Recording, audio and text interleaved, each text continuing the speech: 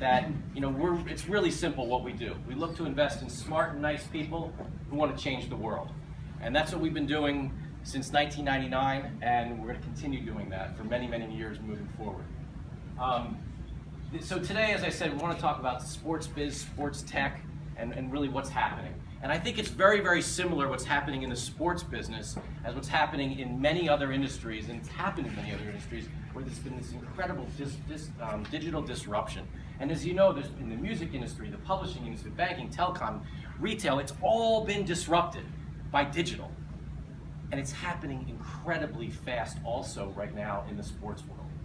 So we all started with Moneyball, right? I mean, this idea of Moneyball and this, I guess not with Brad, but you know, he's the good-looking version of the Moneyball guy. But it's like, you know, that's what at least my wife says. I don't want to embarrass myself too much because my son Hunter's here and his friend Jacob. I took him out of school to come and watch this because they wanted to see, well, not me, they wanted to see Howie. Maybe Brian Sealander, I don't know. But really, they wanted to meet Howie. But the thing is that it all started back here with, in my opinion, with this idea of Moneyball and using technology and stats and to sort of create your own team, right? But then you've got this all crazy sports science stuff that's going on today. I mean, I love this picture with Larry Fitzgerald. I mean, could you imagine trying to catch a ball that close from a jugs machine? I don't know if you ever try to catch a ball or hit a ball off one of these things, but it's like, it's ridiculous. And to be able to have that kind of quick reflex and be able to catch the ball like that, I mean, that's what a professional athlete, that's what it's all about, you know, to be a professional athlete. And be able to measure that today is something that is possible that wasn't possible in the past. So you have these incredible companies, the Adidases, the Nikes, the Under Armours that are doing things today that are basically becoming not just like sneaker companies, they're basically becoming technology companies. In some cases, not only just technology companies, but health and wellness and fitness technology companies. So it's really interesting to watch what's happening here. And then you have Mark Cuban, right? You have Mark, who's like the Shark Tank guy. He's the, you know, and not only is he basically mainstreaming entrepreneurship to the world. I mean, the coolest thing in the world is like you have this, we're in this world today where actually people know what the word entrepreneur is or entrepreneurship's all about. And to me, I think it's because guys like Mark have mainstreamed it and put it on network TV. But not only that, but this guy's deeply involved in the sports industry, owner of the Dallas Mavericks, and doing things that are incredible in the sports world, and as also an investor in many companies. And fortunately, he's an investor with us in one of our portfolio companies, Startup Health, and we've done a bunch of other things with Mark and some of his people. You know, you got what's happening in Under Armour, and Kevin Plank, and where's Taj? Taj, there he is. Taj Holden, the University of Maryland. I'm a Terp. Any other Terps here? Just, oh my God, here we go. This is the greatest day. Got Peter back there. I mean, look, I'm a Terp. I love Maryland, and that's why one of the reasons why I love Under Armour so much. But I mean, you look at Kevin, and Kevin, his whole thing is that he doesn't want to just have a really cool company that makes T-shirts. You know, he wants to do something way deeper than that. And when you really read what's happening in Under Armour, they're becoming a huge technology company and a huge player in the health technology, digital health world. You see their stores today with their stores are beautiful. There's one here now in Philadelphia, thanks to Brittany Goldberg. I don't know if any of you know Brittany from MSC, but she's a cousin of mine. I'm very proud of her for bringing Under Armour here to Philadelphia. But then you have the store in New York. This is the Adidas store. All these stores are now, all these companies are trying to be involved in innovation and what's next. You got Dan Gilbert, the owner of the Cleveland Cavaliers, who was the founder of Quicken Loans, and what he's now doing not only as owner of the Cleveland Cavaliers, but as an investor in a number of different companies, whether it's Courtside Ventures or many other things that he's involved with in the sports world. So you've got all of a sudden these incredible CEOs and innovators that are doing things and creating the what's next in the sports world. You've got, you know, Steve Ballmer now, who paid $2.1 billion for the Clippers, right? Why not? I mean, this is a little Microsoft touch, Dave, for you. But you know, before he CEO and owner of the Clippers, he was the CEO of Microsoft, and now he's involved here, and he's doing incredible things in the sports world around the regional sports network there. He's doing things around technology, and all of a sudden you've got all these innovators and entrepreneurs and people that were once in the tech industry are now into sports and bringing all that knowledge and experience into this industry. And you got our buddy Michael Rubin here. How many of you know Michael from Fanatics and GSI Commerce. And if you don't know Michael, you need to know Michael. You need to know his story. He's a Philly guy. He's one of the most important people in all of Philadelphia. He's an owner of the Sixers. He's just one of the most successful entrepreneurs. He sold his company, GSI Commerce, to eBay for over $2 billion. And he's a Philly guy. I don't think he's even 40 yet. Maybe he's 40. But he's an amazing story. Fanatics, if you guys buy anything online from NFL.com, MLB.com, NHL.com, what's the fourth one? I don't know. MLS. What? MLS. You buy anything from any of the major sports leagues, you're buying it through Fanatics, you're buying it through Michael. And he's a Philly guy, and their offices are in Conshohocken. So check this guy out. And anyone know who this guy is? Jacob, who's this? Matt Ryan. Matt Ryan, exactly. That's Matty Ice, right? From our guy from the quarterback for the Atlantic Falcons, who is from Philly. But look, I mean, you got Shaq. I mean, I don't know if you're following what Shaq's been doing, the investments that he's making. He's not only just an investor in Krispy Kreme, but he's also an investor in esports leagues and all sorts of other things. I mean, it's really, really interesting what's happening around this whole world today. You've got the Sixers and what they're doing with their innovation lab. You've got the LA Dodgers and what they're doing with their accelerator. Stuff is happening incredible. All the sports teams and leagues are trying to figure out how to be innovative, how to figure out what's happening and what's next. You've got Kobe Bryant, who just went into the venture capital business. You got LeBron James with his show on CNBC. You have Dugout Ventures, which is Big Poppy's latest thing, which just happened a few weeks ago, what he's doing within the venture capital business. You've got Melo in his venture fund.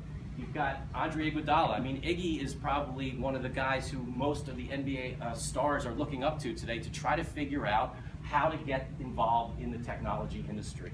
You know, there's more. It's more than the fact. It's more than that. The fact that the Golden State Warriors are a good basketball team. There's a reason why Durant went out there. He went out there because guys like Iguodala are totally connected into Silicon Valley. These guys have a lot of money and want to invest in the next thing. That's what they're trying to think about. And this guy is one of the leaders. And luckily, you know, he was a Philly guy for a while when he played for the Sixers. But he's just a great guy, and he's a great leader, and he's leading a lot of athletes into the tech world. You know, I don't know if any of you read Sports Techie, but if you don't, you should. And I'm going to actually ask the panelists some of the things that they read every day. So maybe if you're interested to sort of see what people in the industry read and to learn about what's next, you should check this out. But yesterday, Sports Techie came out with their top 25 list of the top teams and who are doing some of the best things around technology. And it's really interesting. It's a great article. I highly recommend taking a look at this article. And you'll see the Sixers on here. The Eagles, I'm surprised they're not up here. Hallie will talk a little bit about that, but they're doing some incredible things. But the #1 team was the Sacramento Kings, and what they're doing. Why Sacramento Kings? Well, if you really look at some of the owners of that team, they're from the technology world, they're from the innovation world. One of them was one of the top executives at Facebook for a number of years. So, and it's very interesting to take a look and see what's happening, because our tech world that we kind of just live in and play in all the time is totally impacting this world today, in the sports world. So how many of you are involved in esports or know what esports is? All right. So the thing is that it's interesting, because many people don't know this. This is what's going on in the esports world, and what esports is basically other people playing video games against each other in front of thousands and thousands of other people, just like any other sport. It's fascinating, it's coming, it's incredible. Take a look at it, it's hot, and you better just watch it. It's because you can watch it on TV, but you can also watch it. You can watch it. These are the games they play. I mean, how many of you are familiar with some of these games? You know, whether it's Hearthstone or whether it's Overwatch. I mean, this stuff. It's unbelievable what's happening in this esports world right now, and major professional teams, athletes, and others are becoming investors in this world and looking at it, and it's the next. But you have a guy like Jeff Bezos, who I think is, many people say that this could be the network of the future where a lot of the games are going to be broadcast on. But at the same time, maybe this is the network which could be even bigger than any of that stuff. How many of you are familiar with Twitch? I mean, Twitch is like the YouTube for gaming. Okay, so this is where you can go online and you can watch people play games against each other. Yes, Hunter, you could be a video game star, and you could get you could actually get a college scholarship for being a really good video game player. There's 20 college universities today that are actually offering full rides to go to college for video games. Okay, so that stuff when our parents were telling us to get off our games and go outside and play and all that stuff, maybe they should have told us to play more. I would have been better with my thumbs and stuff. But anyway, it's pretty fascinating. Jeff Bezos is not a dummy. He's doing some pretty interesting things around that. Really quickly, many of you probably know this from wearing bands and stuff, but 33% of people out there that are monitoring their health and fitness, using tech. I mean, this is what's going on in the consumer world, whether it's Fitbits or the health box stuff from Under Armour. It's all happening. Whether it's you're going to Flywheel and trying to, one of my favorite things to do, and competing against other people. I'm Philly Turk, by the way, in Flywheel, and I try to beat people, but I'm not as good as a lot of good people. If you've ever been to Flywheel, I love it. You got the Peloton, which is in your own house, right? You can do the same thing in your house today, but it's amazing what's happening with tech. And you've got these incredible places like Spooky Nuke and other incredible sports facilities where they're it's intertwining not only just the physical side, but the tech side and the sports science side for young people all the way up to professional athletes. Stuff is happening. There's sports leagues like Bobby Downing's doing down in Delaware. This stuff is all happening everywhere today. So let me jump in real quick and talk about the panelists real fast. So Antoine is going to talk about his company, Graphware, which has this incredible patch that he's going to share with you about. We're going to talk about, Dave's going to come up here and talk about Microsoft and their involvement with the NFL and these blue Surface devices that you see on the, I'm not going to do it, Al Michaels didn't say the wrong thing, right? These are Surface devices, okay? They are Surface devices on the sidelines of all NFL games. I'm going to have, Hallie's going to come up here, Hallie Rosen's going to come up here and talk about kind of what's happening here, where you've got, the old days with Ron Jaworski with the loose-fitting jerseys and all, everyone, just kind of doing stuff in pen and paper, and now you got Carson Wentz with helmet cams. What's happening? What's happening today? And then Brian's going to come up and talk about, what's going on with Whistle Sports and Dude Perfect. And because it's one of our portfolio companies, I'm going to show you a little video the little short video to describe what Whistle Sports is all about, because many of you may not know exactly what they are. You probably watch their videos. You probably see these Dude Perfect guys and their trick shot videos all over the internet and didn't realize it was our company. But here it is.